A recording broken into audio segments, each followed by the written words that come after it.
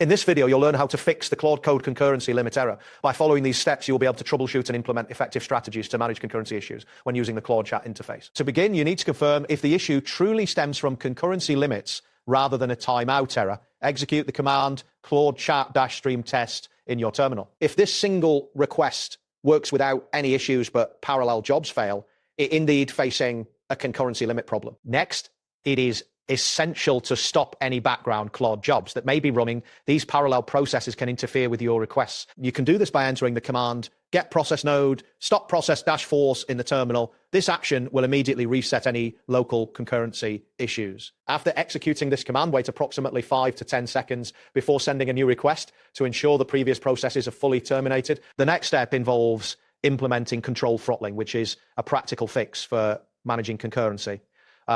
Instead of sending multiple commands simultaneously, you should adopt a throttled approach. For example, define a limit by setting $limit equals 2 and create a queue with $q equals 1.10. Then use a for each loop to process each task.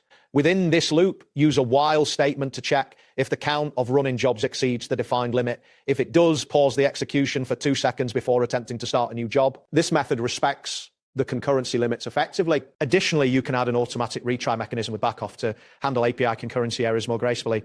Create a function called invoke Claude that takes a prompt as a parameter.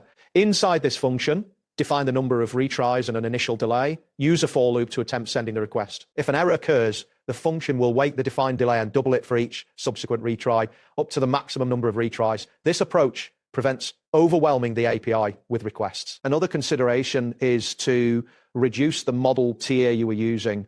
High-tier models often have stricter concurrency limits. For example, if you are currently using Claude Chat model Claude 3 Haiku stream, switching to a lower tier model may allow for greater parallel usage without hitting concurrency limits.